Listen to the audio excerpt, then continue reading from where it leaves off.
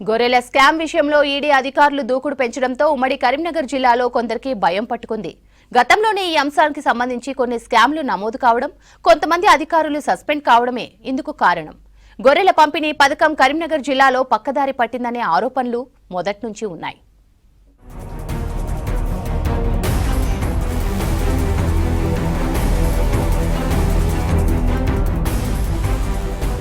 గొర్రెల పెంపకమే జీవనోపాధిగా బతుకుతున్న గొల్ల కుర్మలకు ఆసరాగా బీఆర్ఎస్ ప్రభుత్వం షీప్ డిస్ట్రిబ్యూషన్ స్కీమ్ తీసుకొచ్చింది. కానీ ఈ స్కీమ్ లో జరిగిన గోల్మాల్ వ్యవహారాలు సంచలనం సృష్టిస్తున్నాయి. ఇప్పటికే గొర్రెల స్కీమ్ లో జరిగిన స్కామ్ లో ఆర్థిక అవకతవకలు బయట పెట్టేందుకు ఈడీ రంగంలోకి దిగడంతో ఉమ్మడి కరీంనగర్ జిల్లాలో అక్రమార్కులకు గుబులు పట్టుకుంది. గొర్రెల పంపిణీ స్కీమ్ లో అక్రమాలు జరిగినట్లు అప్పట్లో అనేక కేసులు నమోదయ్యాయి. పలువురు అధికారులను సస్పెండ్ కూడా చేశారు. 2017 నుంచి అమల్లోకి వచ్చిన గొర్రెల పంపిణీ పథకంలో ఒక్కో యూనిట్ కు 21 గొర్రెలు పంపిణీ చేశారు. ఇలా మొత్తం ఉమ్మడి కరీంనగర్ జిల్లాలో 58,817 యూనిట్లు పంపిణీ చేయగా కొందరు వ్యాపారులు, అధికారులు కుమ్మక్కై రాయితీ సొమ్మును కాజేసినట్లు ఆధారాలు గుర్తించారు.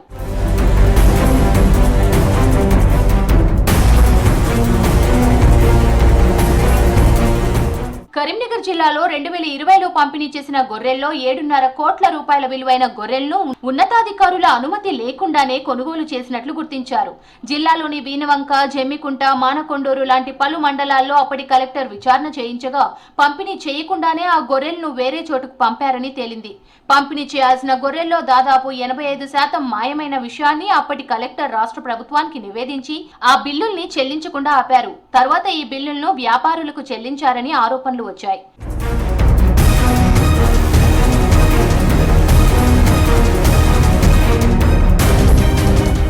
ఉమ్మడి జిల్లాలో 2017, 18, 2018, 19 ఆర్థిక సంవత్సరాల్లో దాదాపుగా 50కి పైగా కేసులు నమోదయ్యాయి. ఇతర రాష్ట్రాలకు వెళ్లి గొర్రెలు కొనుగోలు చేసే సమయంలో కొందరు పశు వైద్యాధికారులు, వ్యాపారులు, దళారులతో చేతులు కలిపి నగదును జేబులో వేసుకున్నారనే ఆరోపణలు ఉన్నాయి. ఇందులో భాగంగానే కొందరిపై బదిలీ వేటు పడగా ఇంకొందరు సస్పెండ్ అయ్యారు. ఇందులో జమ్మికుంట మండలం కోరపల్లిలో 20 యూనిట్లు పక్కదారి పట్టినట్లు గుర్తించారు. హుజూరాబాద్ నియోజకవర్గంలోనే పెద్ద ఎత్తున ఇవి మాయమైనట్లు తేలింది. 2018 మార్చి 13న ఇక్కడి గొర్రెలను లారీలో తీసుకెళ్తుండగా జోగులాంబ గద్వాల జిల్లాలో పట్టుకున్నారు.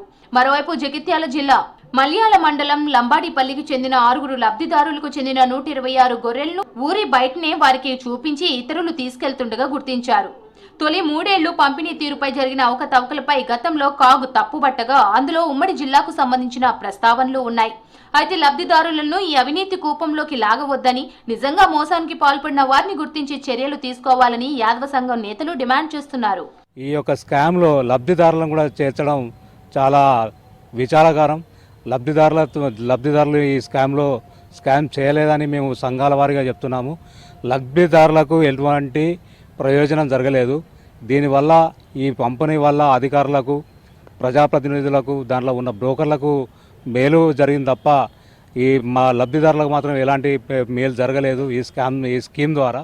ఇది రాష్ట్ర వ్యాప్తంగా బినామీ పేర్లతోటి పెద్ద ఎత్తున కోట్లాది రూపాయల యొక్క ప్రజాధనాన్ని, అట్లాగే గొర్రెల కాపర్ల పేరు మీద వచ్చేటువంటి గొర్రెల కాపర్ నిజమైనటువంటి లబ్ధిదారులకు చేరకుండా బినామీ పేర్లకు, ప్రజాప్రతినిధులకు ఉపయోగపడ్డది తప్ప ఈరోజు అసలైనటువంటి గొర్రెల కాపర్లు ఎవరైతున్నారో గొర్రెల కాపర్లకు మాత్రం లోన్లు రాలేదు, వాళ్ళ గొర్రెలు మేపలేదు. వచ్చినప్పటికి కూడా అక్కడ కాస్త కోస్త అక్కడ ఇచ్చేసి ఈరోజు ఏదైతే లబ్ధిదారులు ఉన్నారో లబ్ధిదారులే తప్పు చేసిరనే విధంగా ఈరోజు క్రియేట్ చేయడం అనేది.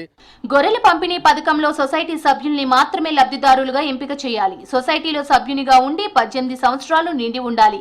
కుటుంబ ఆర్థిక పరిస్థితితో సంబంధం లేకుండా ఒక్క ప్రభుత్వ ఉద్యోగికి మినహా ఒకే కుటుంబం నుంచి ఎంతమంది సభ్యులున్నా అర్హులే. డ్రా పద్ధతిలో లబ్ధిదారుల ఎంపిక చేస్తామని చెప్పారు. కరీంనగర్ జిల్లాలో మొత్తం 241 సొసైటీలు ఉన్నాయి. వీటిలో 26,1100 మంది సభ్యులున్నారు. అయితే అప్పట్లోనే గొర్రెలు తీసుకున్న యాదవులు తమ గొర్రెలు కొన్ని రోగాలతో చనిపోయాయని అధికారుల దృష్టికి తీసుకెళ్లారు. తామే వెళ్లి సెలెక్ట్ చేసుకున్నప్పటికీ దళార్లు చేసిన మోసంతో కొన్ని పిల్ల గొర్రెలు వచ్చాయని తెలిపారు.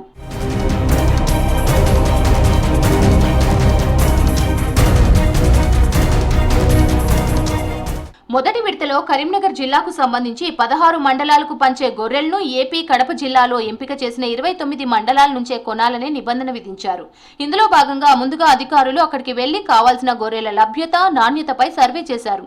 అప్పుడే ఇలాంటి ఎన్నో అవకతవకలకు పునాది పడిందని ఆరోపణలు వస్తున్నాయి. ఇప్పుడు 7.5 కోట్లు అని చెప్పేసి అంటున్నారు లబ్ధి చేకూరిందని, కానీ అందులో నిజంగా ఆ లబ్ధిదారునికి చెందలేదు.